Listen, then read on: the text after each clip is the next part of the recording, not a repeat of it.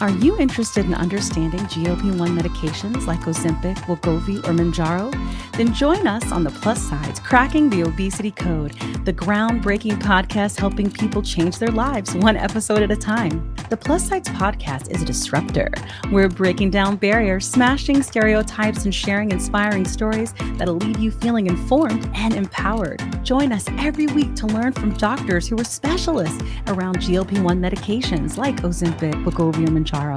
They'll provide you with science and facts to validate these incredible stories. But that's not all. We'll also bring you the voices of the GLP-1 Mounjaro TikTok community, real people who face the challenges of obesity-related diseases and disorders and discovered the incredible plus sides of GLP-1 medications. Our episodes are filled with heartwarming stories, laughter, and moments of triumph. You'll connect with our amazing community members who are reclaiming their health and experiencing their fullest lives. Are you ready to embark on a journey of discovery and empowerment? Tune in to The Plus Sides, Cracking the Obesity Code, and together we'll change the narrative around obesity and end the stigma. Subscribe now on YouTube or your favorite podcast platform and join our incredible community. Let's celebrate the plus sides of life together, because every story deserves to be heard. Every life deserves to shine, and everyone deserves access to expert knowledge and medication. The Plus Sides Podcast. You're not alone. It's not. You use food, alcohol, or other drugs, shopping, gambling, sex, or if you are obese and you're wondering what medical solutions are available to you, or if you have children that are overweight and you're wondering what to do about it, I highly recommend that you listen to my new podcast, The Easy Way Out with Dr. Joy Bracey. I've lost 165 pounds over the last 16 months, and it's been an emotional journey more than anything. Easy Way Out started as a podcast about whether or not I should have weight loss surgery to handle my chronic obesity, but it ended up in places I did not expect. My personal favorite episode is Shut Up Fatty, and it's with my daughter and my son, who are now adults, and we covered what it was like for them to grow up in a fat family and how I handled the fact that they were overweight and what I could have done better as their mom. You'll be tearing up one second and cracking up the next. You can find The Easy Way Out with Dr. Joy Bracey anywhere you listen to podcasts. Welcome to the Plus Size Podcast. Hi. Hi. How are you? I haven't talked to you on this medium in a little while. I know, because we took a break from the holidays, and like it's weird. I feel like Frosty the Snowman. Happy birthday! It's going to be like I hope riding a bike, getting back into it for season 3, but I'm not going to lie. I feel super awkward. Oh, really? Oh, no, it's fine. I'm so used to, I feel like I just focus a lot on TikToks. Yeah. Because we had the viral TikTok and just replying to videos for that and all of these and just managing that. And I feel like I've just been behind my phone and so it's kind of weird being at the computer again. I'm not going to lie.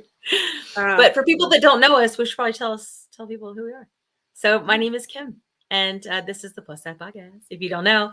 And we focus, we're born out of a TikTok trend turned movement. And we are trying to let more people know that struggle with the disease of obesity, that they are not alone, that it is not their fault, and that there are medications and treatments for them now. And we're just trying to help people and share education with them, and it seems to be working because we're on the 3rd season now. Yay! Right. Chisel away at that obesity bias. Yes. Per the name DMF Kim Mounjaro, I take Mounjaro, which is also Zepbound, which has launched. Oh my gosh, Zepbound launched this is new. This is our first episode. We're going to talk about Zepbound. Mm-hmm. Crazy. So that launched last month. It is now January. That's crazy. And I have lost at this point 99 pounds, which is bizarre. Amazing. It's bizarre, Kat. It's it's bizarre. I wish it's amazing, and I'm thankful. As a matter of fact, for me, it's more the health stuff than it is anything else. It's the physical and the mental health stuff that matters more than anything. But it is bizarre because this is the size I was in high school. That is bizarre. I'm 44, so that's crazy. But the health is good, and that's what matters. The mental, physical. It is 100%. That's all that matters. So that's who I am and what I do, and this is the podcast. So, Kat, what about you? Who are you? What you do? Hey, I'm Kat Carter. You can find me on TikTok, Cat Carter 7. I am a Libra. I'm just kidding. Well, I'm a Libra. I say this all the time. I'm so cheeky. Hey, technically it's been a while, so yeah. But I am on Mounjaro. I have been saying it correctly, not like a good old Midwesterner. why? I like the old way. You want to say Mounjaro? I've been taking Mounjaro. I love it. I love the old way. Good, Don't like change Mounjaro. things. I know. Yes. You know what? And- Speaking of Midwesterners, I have got hooked on Charlie Berens, who is a comedian. He's from Wisconsin. Oh, okay. Does he say His Mounjaro? Midwestern comedy is just, it's amazing. Yeah. The Midwest Fun. nice jokes. And Oh, I okay. feel like, not everybody gets the humor, but I laugh at it. I think it's Sure. yeah, for sure. For sure. But anyway, but on Mounjaro, I liken myself on this with this plus size group to be the fitty.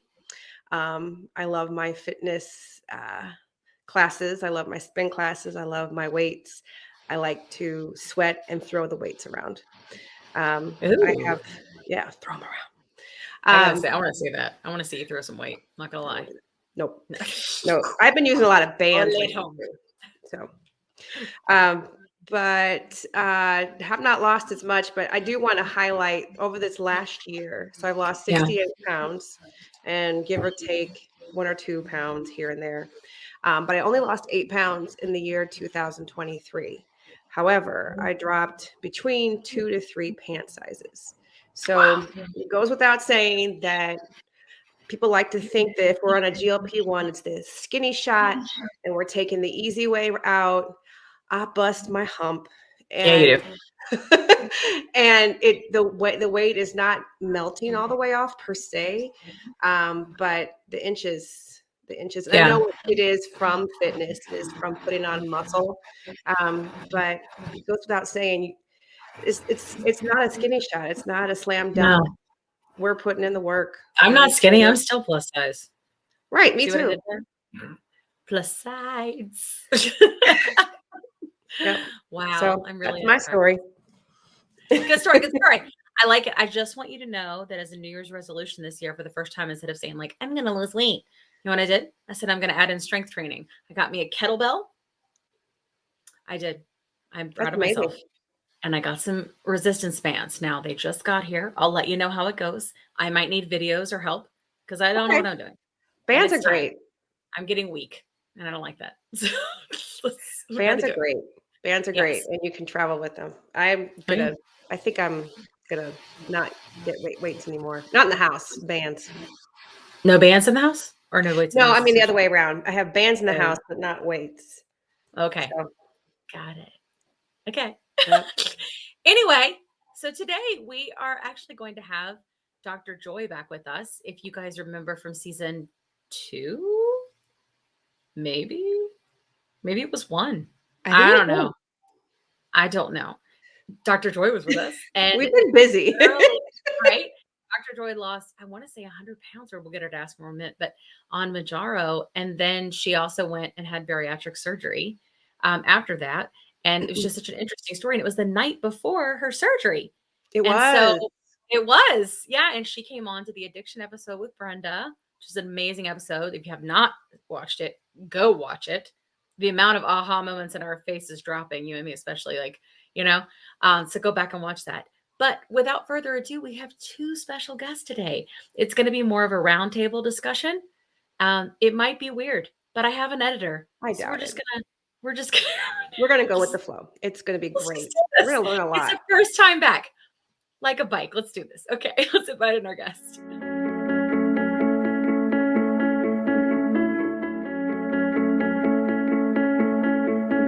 Dr. Joy. Hi. Let me get in Krystal too. Hello there. How are you, Krystal? Doing well. Thank you. We're so glad to have you. Thanks, guys, for coming on. Yes. Dr. Joy, could you tell us a little bit about yourself, other than the super high level I just said, just so if people haven't seen the addiction episode, they kind of know, you know? Sure, sure. Well, thank you for having me back. I did really enjoy it was such a special thing for me to be the night before my gastric bypass, to be speaking with you all about my process, and it helped bring everything into focus for me, and it was just a really peaceful, wonderful night. Um, yeah, so I am, first of all, I'm a licensed professional counselor. I am on social media and in retreats and workshops and coaching. I do teach people self-love, mindfulness, and building a relationship with themselves. Um, I have spent 25 years working in the addiction field as an addictions counselor and as a CEO of a nonprofit addictions treatment facility and mental health facility where we help people who can't afford to pay for such things. So for me, this whole process of addressing my own obesity with the tools that are available to me has really been intertwined with my knowledge and experience of the addiction field and growing up in a home with addiction. So it's very layered. Um, I started taking Mounjaro in September of 2022. And in 11 months, almost exactly, I lost 100 pounds exactly. Wow. The morning of my gastric bypass on August 23rd, 2023, I had lost exactly 100 pounds. Wow. Yes, and since August 23rd, I've lost 61 more pounds, Oh so my gosh. I'll be Wow. honest, I always focus on how much I've lost and not what I weigh, but I'm a Yeah. size 10 now, and I started out as a size Wow. 26. Wow. Yeah, And so you my do look life has smaller. changed Yeah. drastically, like, multiple times a day, I do something and I think, "I could have never done this before Yeah. my weight loss." And I wanna highlight that one of the reasons why I wanted to have gastric bypass after having so much success with Mounjaro was that I began having, at the higher doses, skin reactions to the injection, and I became very fearful that I would not be able to stay on the medication. My allergic reactions tend to get worse over time. Mhm. But interestingly, I'm back on Mounjaro. Yay. Only 4 months post-op. I take 5 milligrams once every 2 weeks or so, mostly to help with cravings and inflammation. I just felt better Mhm. on the medicine. And so, Yeah. and now at first I was having the skin reactions, but now they're gone, I'm happy to say. So, that's sort of the spin, is that it's a full circle thing. Mounjaro is part of the equation for me and That's probably awesome. for Great. life. Yeah. Yeah. I think that's awesome. Thank you so much for that quick intro. We'll Yeah, definitely come back and talk a little bit more. Hey, sure. Krystal, tell me about who Hi. you are. Why are you Yes. here? How do you help people? Tell us. Well, I'm here because Dr. Joy told me about it, and I was super excited. So she's the one that got me here. I am a licensed clinical professional counselor in Kansas, and then I also provide services in Missouri. And my telehealth therapist, so I work with my dog in my lap. It's the best job ever. Oh, Great. But I love working with people on self worth, getting to a life they want to live. When I work with patients who weight loss is a goal for them, I only have two categories. Can you do everything you want in life, or can you not? yeah. Right. And I want to get everyone into the place where they can do whatever they want. If they want to sit in a seat at a concert, if they want to walk a mile hike, if they want, like, what does your life look like? We don't talk about numbers. We don't talk about BMI. We don't talk about any of that. It's just, can you do what you want? If not, let's get you there. Right. Yeah. I also have a niche where I work with religious trauma, and I work with people who are healing from narcissistic abuse. So I kind of have a little Wow, bit of an fascinating. eclectic Mhm. lean, but it's amazing how a lot of this stuff is intertwined. So, For sure. It really yeah. is. Yeah. And then For my own sure. journey, I had bariatric surgery in September of 2022. I've lost 80 pounds and maintained. And actually, I wish I would have done it 20 years ago. I'm 46. Yeah. I wish I would have done it a long time ago. So Yeah. I think it's a wonderful tool. And I think the GLP-1s are a wonderful tool. I think it's just whatever you feel comfortable with your body. And very glad to be here talking to people about That's awesome. getting their life back, however that. Yeah. Absolutely. That is for sure what we focus on here. So one of the reasons that we started this was because when everything was happening with the media turning us all, this is before Weight Watchers got in the game, right? That they were just pitting us against each other. And man, I'm telling you, the minute Weight Watchers got in the game, the narrative changed just like that overnight. Good. And the problem is, though, is that still they were taking these videos of us, a lot of us on TikTok, hiding, blurring out our bellies and showing us giving injections and just like completely just making us a spectacle, right? And we have so many of us, especially with me, and it's very appropriate to both of you, the mental health piece for me. And this has been incredible. And I just was so upset about it. And many, many people were, because we felt like they were trivializing our experiences, right? And exploiting them in a way.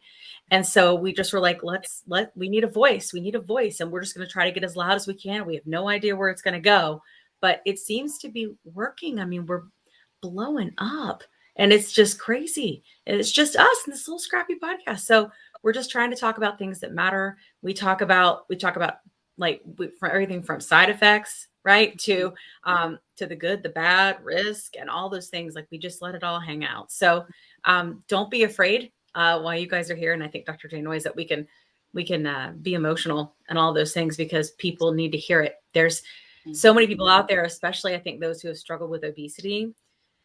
It's just a marginalized community. It really is. And we're all just really, really hurting in a lot of ways and trying to heal, and being able to hear somebody stand up for us. It's a big deal. It's a big deal. So I just so thankful that you guys are here. And especially as we're trying to like get our bearings back, because we haven't really done this in a couple months. So backstory, another one, I had lap band surgery. So I had lap band surgery in 2007, which is a type of bariatric surgery. And I lost maybe like 70 pounds or so. And then eventually I gained it back after I had a couple miscarriages, and then had my son, and then it wouldn't move it anymore. And recently, and then I've lost 99 on GLP-1s. I've taken several because of shortages. And then just recently, before all this started happening, my lap band slipped and I had to have surgery and have it removed. So we've been gone for quite a while from reporting, because I couldn't sit up without fainting. And it was just like very dramatic. But I still don't regret my surgery. I still don't regret it. Even after that, I still don't. I don't know if I would have gotten to a place at that moment. It meant going back to like talking about being able to do the things that you want to do. Right. I really wanted to be a mother, and so I don't know if my body would have gotten to a place with what I had available to me in 2007 to get there, so I'm still really glad that I did it, even though eventually I had to have it removed and it slipped and it caused me all these issues, So I think going back to the tools in the tool belt, it's just great. It's great to be able to have all these options finally, not have it just be surgery or just be medicine. And a lot of the doctors we've had on too are talking about combining the two, like what Dr. Joy is doing, like especially even the bariatric surgeons. They're, I think, realizing at the end of the day too, like I may have to eventually have a sleeve or gastric bypass. I've had obesity forever. I've had it I can't even think.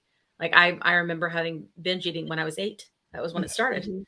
And being on a diet, Weight Watchers with my mom, like over a rice cake, drizzling chocolate sauce, just trying to get something that would taste good to us, at 8 years old, and staying within our points, because I was pointing with my mom. You know what I'm saying? And that perpetual behavior continued the rest of my life, and thinking that I was, a failure in all of those different things, because it started so young. And we had that happen with many people in our community. So I think that it's important for us to talk about all of those things. And I think you guys are the perfect people to do it. So I'm so glad to have you. Yeah. Back to Dr. Joy. I know you were talking about kind of this process and this journey and where you are now. I'm wondering, and I know you were kind of through this, and we talked about last time that you were doing this podcast, right? Can you tell us a little bit about what it is? Because obviously the people watching our podcast like podcasts about this subject. So they're always looking for more information. It's great. I got hooked on it this weekend. Oh, thank you. I really, I put it out into the world. As you know, podcasts are, there's a lot of them, and they're usually not a big financial benefit or anything, but there is this motivation to have the story out there, to have people hear their experience reflected in the media and to be told and to be truthful about the experience of being obese. So as I started the medication, the whole time I was considering bariatric surgery, and I started losing weight and having success with Mounjaro. So I kind of went back and forth whether I should do this. Do I need the surgery? Whatever. And a friend of mine said, you need to be doing a podcast about this. And so I did. And it started out as a podcast about whether to have bariatric surgery. And it became about something different. I think the truth of life in a 337-pound body took center stage. Krystal was one of my guests for 2 episodes, and it was like a big therapy session about what leads a person to develop on the emotional side. We know that obesity is a biological disease that has biological solutions, but there is the emotional piece that cannot be ignored. And on the podcast, I have my daughter. We talk about, with 2 of my adult children, we talk about what it was like for them to grow up in a chubby family, because they were overweight as children.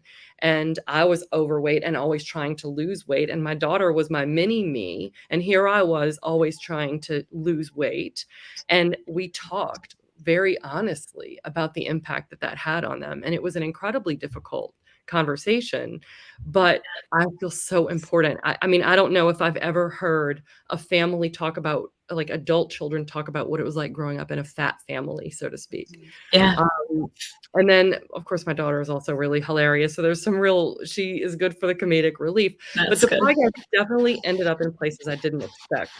I understand why you turn to food in the first place, turning your back on your own feelings and your own truth in favor of like comforting yourself with food so that you can make everyone else more comfortable, for example, or what it's like to be in an obese body and to have the shame associated with emotional eating or food addiction or binge eating, and then what it's like to lose weight. I was really afraid to lose weight. I've got to be honest. Like, one of the big surprising things that I uncovered was that I felt safer in the world in a 337-pound body. I felt safe from literal, like, just safety on the streets.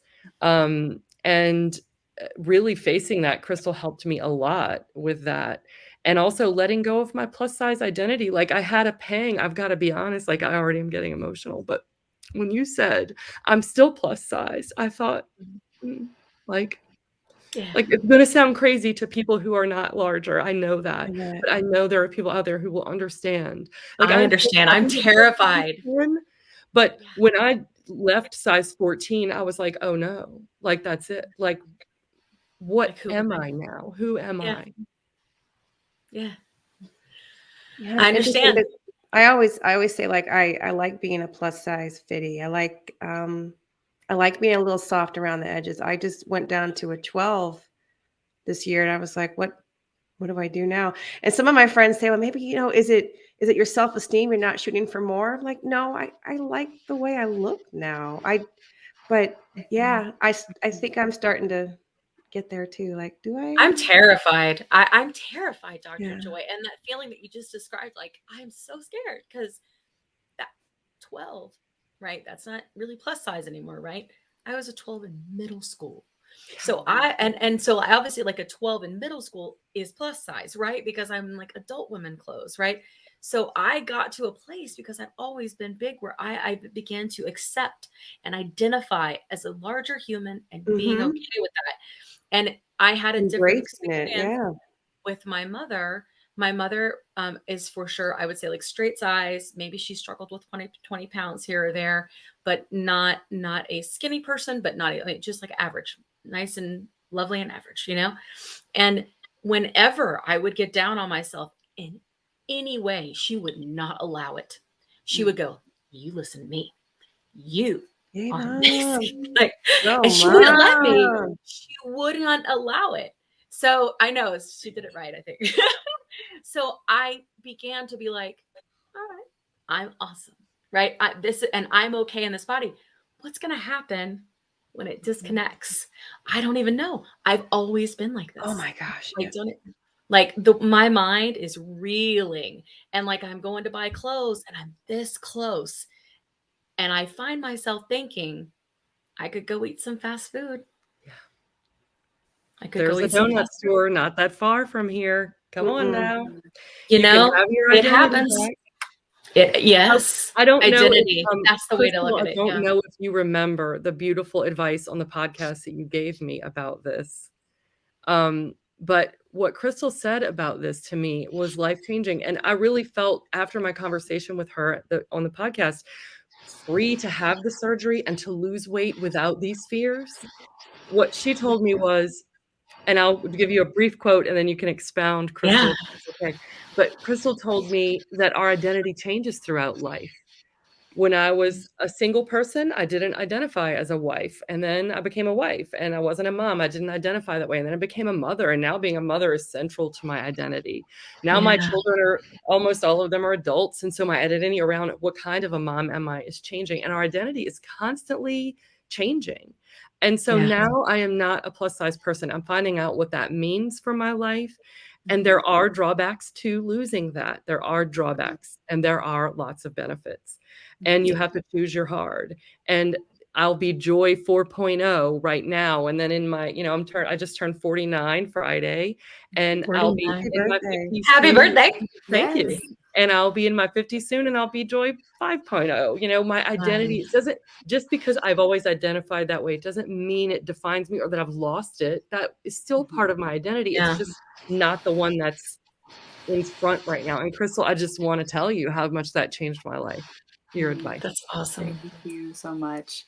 It is interesting, I think, when we look at our life as an evolution and not just, I want to get back to a certain weight, size, whatever. Like, because I don't want to. I want to take all of my experiences and I want to be me now, the best me now with all of the lessons and the battle scars that I have.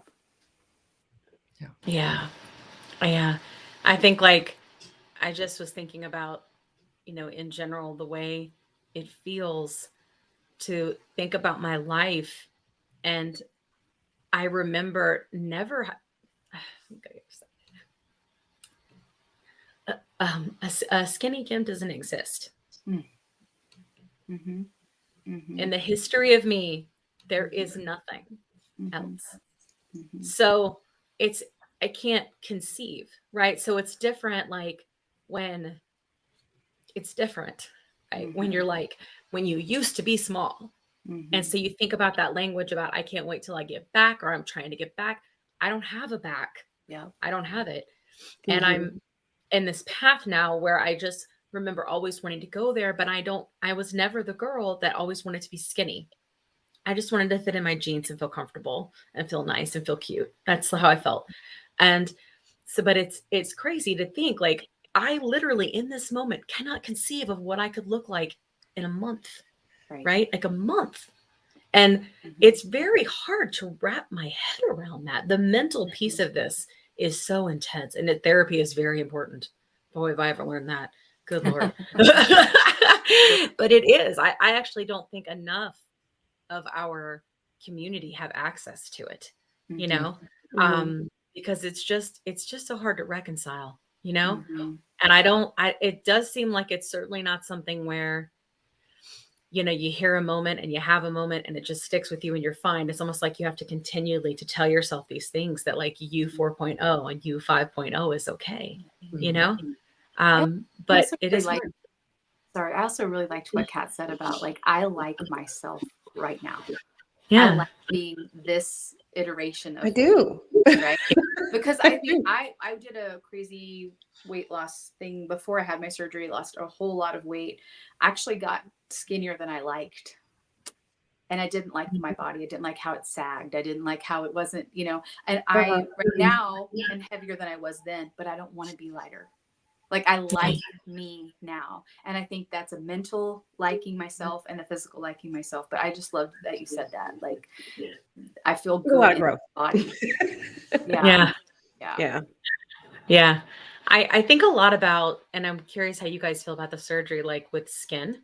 I I never really, I remember thinking if I ever lost weight, I wouldn't get skin removal surgery, but I've never lost this much before. And it's a lot. And then I also think to myself, well, maybe this is where I found myself kind of wishing that this is where my body stops. You know, a lot of times they say with the medication or even with the surgery, like you hit a point and that's it. Right. And you may lose an extra 5 or 10 or something like that, but that's probably it for you. Sure. And I keep thinking about that because like, I'm still plus size, right? Like I'm still a large human. There is still lots of fat there. It's in the way of the skin. It's still there, but it's very everywhere now, right? Like at least before it was kind of like formed. She said very everywhere. Now it's like the skin, accepting the skin is Yeah. different. It's a different kind of challenge. Okay. Yeah. How do you do that? I'm really curious if you guys made decisions around that. Is that something that you thought about doing or did do? I'm excited that we're talking about this because I haven't really had the opportunity. No, I haven't thought about talking about it, but I think it's good. We can definitely not. No, I think it's good because I am very doughy, right? I have like lines and stripes where they were not before. I was full and voluptuous, and now I'm like, what is this? Because there's no going back. Let me just tell you. So I was an athlete and very thin up until about like right after high school. I had body dysmorphia, so I always identified as a fat girl. Like I say that word, it's okay. Tongue in cheek. Yes. And there's no going back. I've had 4 children. My body does not look remotely like the last time I wore a pair of size 10 jeans. Okay. Yeah. And I debate this, like having the skin removal. I feel like that's a whole thing for me. Like, do I just accept this? It is causing some issues for me. So I think there's some health reason to get rid of it. But it is interesting. I do mirror work with it. I don't know, Krystal, what you've tried, and this is going to sound cheesy and it's personal, but not for this audience. It's worth it. But I will stand in the mirror and I squeeze it and I press on it and I explore it and I look at my new body and recognize that it's changing very quickly because I've lost 61 pounds in 4 months. Like that's very fast. And 161 pounds in a year and 2 months. Or 3 now, a year and 3 months. But I try to like get familiar with it as it's changing and say, okay, like this is now how my arms look. And my arms are so strong and they help me do so much throughout the day. And this is just how they look. This isn't who I am. For me, that's been a big part of it, is just looking at it and really focusing on the positives of what my body is doing for me. And actually, like, it does feel kind of neat. Like the skin, the softness is a little familiar because I'm used to being fluffy. So I try to get in touch with the positive and just to be in myself. And I'll share that one of my favorite things about weight loss so far that was completely unexpected is that as a plus size person with, I mean, I was a 44H or something. I mean, big busted. I thought like hugs are never going to be the same. I loved hugging with my big giant bosom and my big fluffy arms. And I just felt like I was so comforting and soft. But you know what? Now, when I hug a person, I'm actually heart to heart with them. Oh, that's so cool. There is no layer of anything between my heart and their heart. And there's a closeness and an energy transfer that I was never aware could exist. And that's just one of the many discoveries. It's like there's something that I lost with the hug and something beautiful that I've gained that I didn't expect. And I think that is the way that I look at the skin. It's like, what can I gain by embracing this version of me? You know? Yeah. My son was really concerned when I was losing weight. So he's 11. So it was a year and a half ago. So 9.5. That's right, maths. And he was like, but mommy, I don't want your tummy to go away. What would I lay on and cuddle on? And I was like, well, it'll still be mommy. It'll just be a little flatter. He's like, I don't like flatter. I don't like it. You know, it's funny, in the podcast, my son and I had the exact same conversation, and he's also 11. He's like, Mom, it's really neat. I can fit my arms around you, but don't lose any more weight. Because he can't conceive of you anywhere different either, right? Yeah, like, no. yeah. As far as my experience with the skin removal, like I said, prior to surgery, I did a very unhealthy weight loss regimen, and I went from 350 to 175. I lost My half my goodness. body weight in 13 months. And after that, I had 10 pounds of skin removed from my abdomen. I had the paniculectomy, the apron removal, tummy tuck, and muscle repair.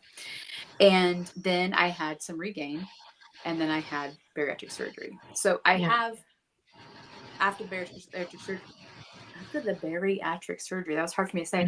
I still have extra skin on my arms, extra skin other places, my legs, but I don't want to mess with that. Like I almost like what I felt like when I had the other skin, I was having rashes and I was having adverse skin. So where it was covered, I was fortunate enough to have it covered. But I saw it as like a snake sheds its skin. I felt like that's what I was doing. Was like, okay, I don't need this to carry this anymore, right? And it all of those adverse reactions cleared up. I was lucky I didn't have any skin issues anymore. So I saw that as a luxury that I was afforded because my skin just did not take well to having so much of it. So I do have that in my background. But like I said, if I got really critical or I could say, okay, on my arms here, my turkey neck, like I could pinpoint and say, oh, I'd like to have that. I don't want to do anything else.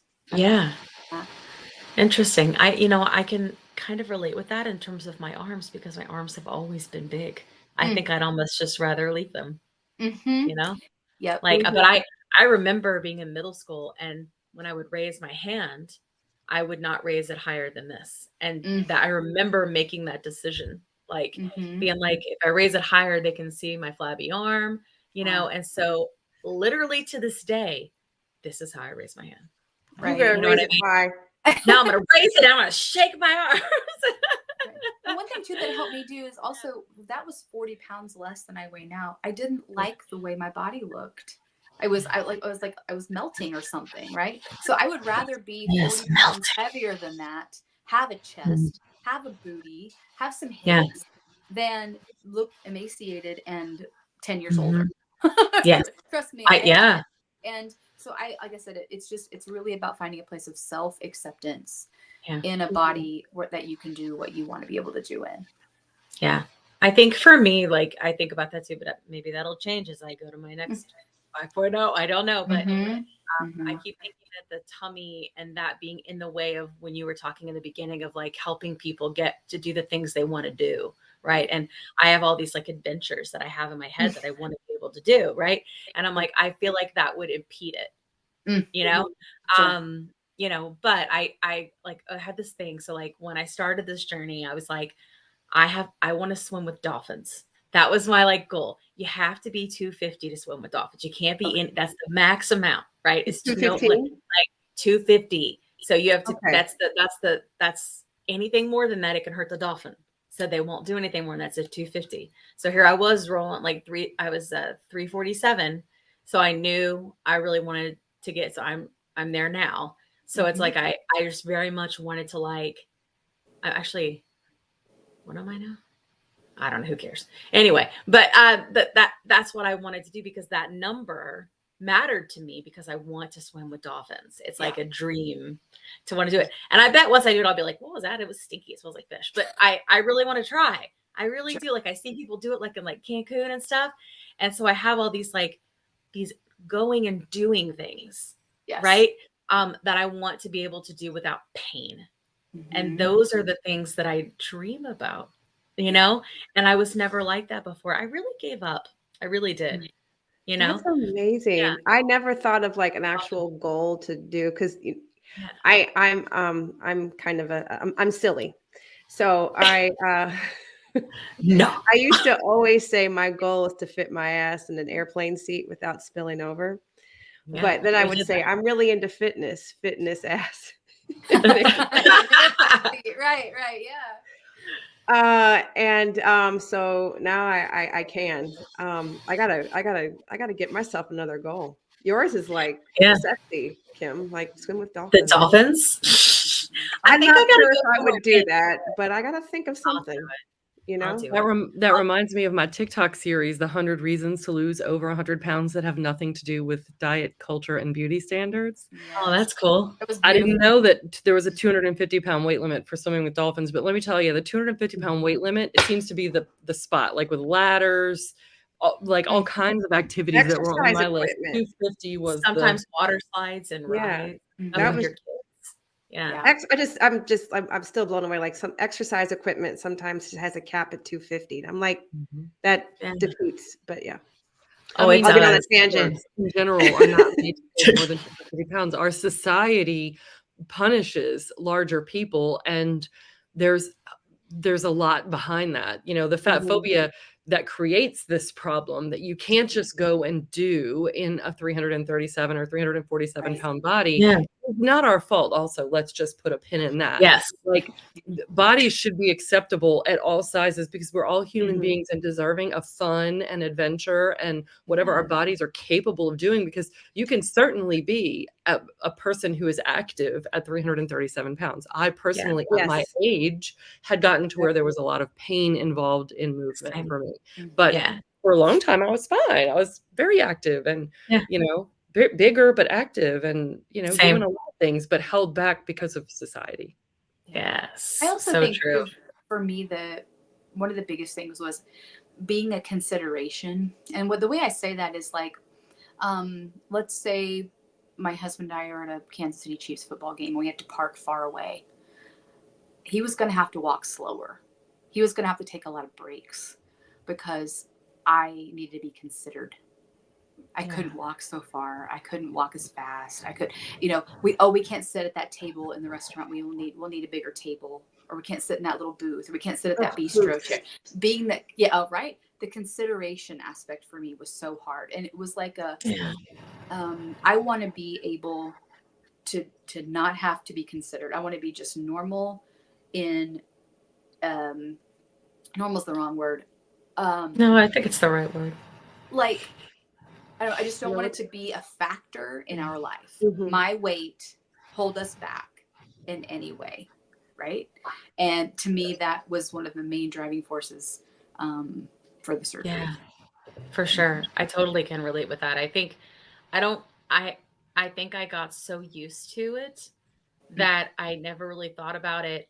And like, cause I've always been big. Right. Mhm. But I remember as I continued to climb. And then once I got like to the threes, I remember seeing looking at a chair in a conference room, right? The ones that were a little more wiry and being like, am I going to break that? Right. Right. And just praying that I wouldn't be that person. Right. Mhm. And first of all, they should rethink that. Like, stop making chairs only for small humans. Quit it. Yes. This is America. Okay. Mhm. Obesity, 30% of America. Hello. So, Mhm. but in general, that kind of stuff is something that I think stays with us. And it's kind of fun because my husband and I are both on Mounjaro. So my husband did not deal with obesity until I would say later in life. He was always could eat whatever he wanted and bean pole. And it wasn't until later in life that it started kind of catching up with him. And then our son seems to be on that side, very lean, can eat whatever he wants kind of thing. And then there's me, who's always been big, 10-pound baby, just a larger human. So we're kind of experiencing this together, like restaurants, and sit down for dinner and we'll go look at the table, we'll go, look at the difference, look at the distance. Oh, and he's like, oh my God. Yeah. Or we'll both look at the food and we'll be like, we can't fit in that. We'll sit down and we have just swimming, tons of room. We could have a party, and that's kind of cool to experience with him, because I do think that even he had to, because he's very tall and very big, he could do a lot of the things that as I continue to gain weight, I really couldn't, and I think he was just sort of built to handle the weight a little bit better because he's 6'3", Mhm. and so he could kind of keep going. And he did have to always be like, I'll be like, well, I can't walk that far. My knee this and my knee that, and that was a big thing. And it still is for us, but it is nice to experience it together, Yes. Yeah. It made me think of my life of I've always loved fitness. I remember I ran a half marathon when I was 29, a long time ago. But I was 240, 245. I ran that half marathon. I was always like trying to prove like fitness wise, like, Yeah. well, first off, I enjoyed it, and I think back then we were really deep into diet culture. A friend of mine, we were both kind of heavy. So we really didn't do it for the right reasons. But looking back on it now, I'm glad I did it. I will never run a half marathon ever again. But yeah, so yeah, the whole notion of being active or not active, yeah. It's a lot. It's a lot. I think I feel like I'm a very active human, but I find that finding time, I'm wondering how you guys feel about this too, like finding time to exercise has been very difficult since I have 3 jobs. And it's been very hard. So like I started doing like I was saying like this is my year of instead of my New Year's resolution being I'm going to get fit and lose weight, instead of it's just I'm going to build some strength. Like I'm going to do some strength building, and that's just my focus. I'm not going to kill myself to do it. I've done everything with this journey has been very progressive and slow for me, and it's worked for the first time ever. So I'm going to like keep doing that. So now it's time to build some stuff up, you know? So I'm hoping that will go well. But like, it's about kind of trying to find ways to incorporate it. But the amount of like judgment that I get for being on one of these medications and not talking about being super fit and being in the gym 6 days a week and all of these different things blows my mind. Do y'all get any of that? Have you guys gotten any of that? Because now you guys are both on the internets, right? So what do you get? For me, I remember this. It was a tough night. I was at a holiday party for work, and with people that didn't know me, and they began making fun of a 300+ pound person, and they didn't know that I had been recently a 300+ pound person. The person wasn't there. She was relaying a story of an airplane situation, and they were all like, "Oh man, that's the worst, haha," you know. And I'm just like, people are worse than I knew, you know? And yeah. I remember that. And that same night, the one person who did know me, when I said, yeah, he said, "You look great." And I said, "Thanks." You know, that I've lost, you know, however many pounds it was at that time. And he said, "Oh, how are you doing it? You're doing it the right way, aren't you?" And I said, "Oh, is there a wrong way?" And that was a good answer. They were like, "Oh," I was like, "Yeah, no." Yeah. I mean, so I kind of shut that stuff down. I have managed to learn to love working out. But I give myself a lot of grace. I did not work out today. I just wasn't feeling it. I was doing some self-care. I needed to nest, and that's what my body was asking me for. So I'm doing it. Yeah. So nothing obsessive either with diet or exercise. But yeah, people definitely make those judgments and want to see you. I think people want to see us suffering for being fat. Like you're supposed to suffer. You're supposed to be at the gym suffering like the rest of us, you know, like it's. But don't be at the gym because I don't want to watch you work out. I want to watch you. Right. You know, I don't want to see you. God forbid a fat person goes to the gym. And the fitness equipment we make won't be able to support your weight anyway. Yeah. That's right. Yeah. I mean, if you think about it, like I'm just now at the weight where most things I would be able to fit in. Like I would hit the bare max. Like, what? Of course people don't want to go. Like, of course they don't, you know? It's crazy. And you have to go to and you have to be on the industrialized size thing, and everybody knows, like, it's just the whole mental thing of it for me. It's always been really, really difficult.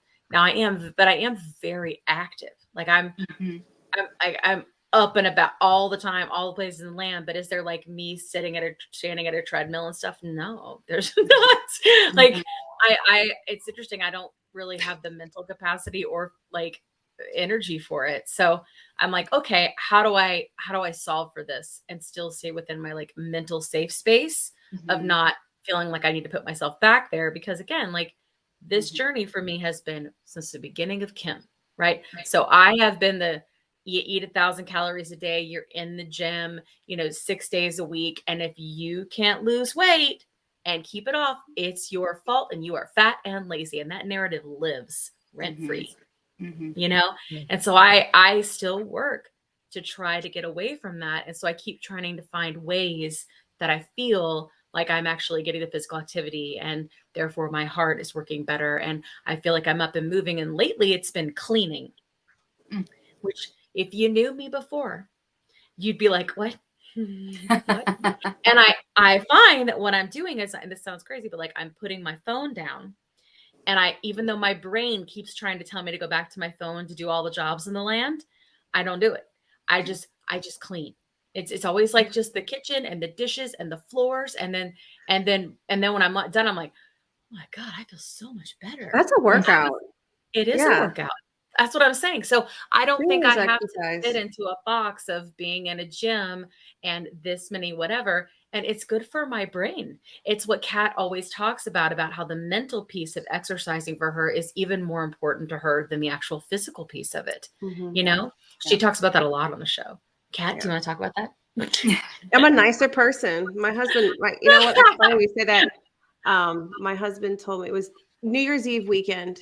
I said to my husband, you know, I don't think I'm going to work out tomorrow. And he was like, the hell you're not. He's like, you've gone 2 days without a workout. You are grumpy. Yeah. So. It's a thing. Honestly, that's what I was going to mention about mine. I have a treadmill in my very small bedroom because I swore I'd use it, and haven't been. But I think what really key point for me is I need it for my seasonal affective disorder. I need it for my winter blues. I need to be able to move my body, and so that was more of my New Year's lean is move every day for your mental health, not necessarily because you said you would when you had the surgery or whatever. So I haven't yet, but I promise you guys I will. Okay. Promise. Well, I'm not the accountability kind of person, so I'm not going to ask. No. Right. But if that's what you need, you know. I'm thinking, I know it got me through, a lot of grieving in the last couple of, a few years ago. Yeah, I just would just go ride and just sweat and cry. Riding is everything. Yeah. Did you have a place where you could do that was private, or did you go to class? I was in class, but it's so loud. It's a cycle bar, so it's a theater, and it's loud and it lights. And so when you're in the back, I got a little teary, but then I would just go to my car and weep, and then go home. But I feel just purge. It really is. Yeah. It's amazing how you can hold on to all that. So, Kat's talked about on the show before. She lost her dad. My dad's very ill, and so we connect a lot on that. But it is sometimes it gets to be so much, and you just keep moving forward, and it just builds up. It's a lot, and that exercise piece is key. We had Rebecca on our show, which Dr. Dre, you may know Rebecca because she's good friends with you. Do okay, and Rebecca talks a lot about how she has to have it, and that she was like, where are those I never thought those people kind of nuts. I'm not gonna lie. Don't Rebecca, don't be mad.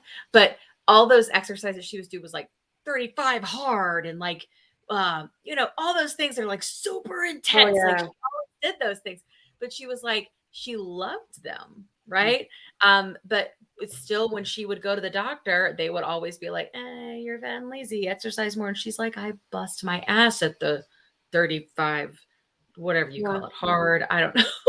It says 75 hard. I couldn't keep up with it. But yes. I don't know. But she's like that though. And she says all the time, I don't, now when I do it, I'm only doing it for me. She's like, I don't do it at all anymore for anything else, about the weight or anything. I'm only there for my mental peace, I hope I can get there. This is the first time I've ever felt it. And I hate cleaning. So it's very, very weird that it happened, but it may be my thing, my gradual thing that I've been doing as I've been evolving, Yeah. Then join us on the Plus Sides, Cracking the Obesity Code, the groundbreaking podcast helping people change their lives one episode at a time. The Plus Sides Podcast is a disruptor. We're breaking down barriers, smashing stereotypes, and sharing inspiring stories that'll leave you feeling informed and empowered. Join us every week to learn from doctors who are specialists around GLP-1 medications like Ozempic, Wegovy, or Mounjaro. They'll provide you with science and facts to validate these incredible stories. But that's not all. We'll also bring you the voices of the GLP-1 Mounjaro TikTok community, real people who face the challenges of obesity, related diseases and disorders, and discovered the incredible plus sides of GLP-1 medications. Our episodes are filled with heartwarming stories, laughter, and moments of triumph. You'll connect with our amazing community members who are reclaiming their health and experiencing their fullest lives. Are you ready to embark on a journey of discovery and empowerment? Tune in to The Plus Sides, Cracking the Obesity Code, and together we'll change the narrative around obesity and end the stigma. Subscribe now on YouTube or your favorite podcast platform and join our incredible community. Let's celebrate the plus sides of life together, because every story deserves to be heard. Every life deserves to shine, and everyone deserves access to expert knowledge and medication. The Plus Sides Podcast. You're not alone. It's not your fault.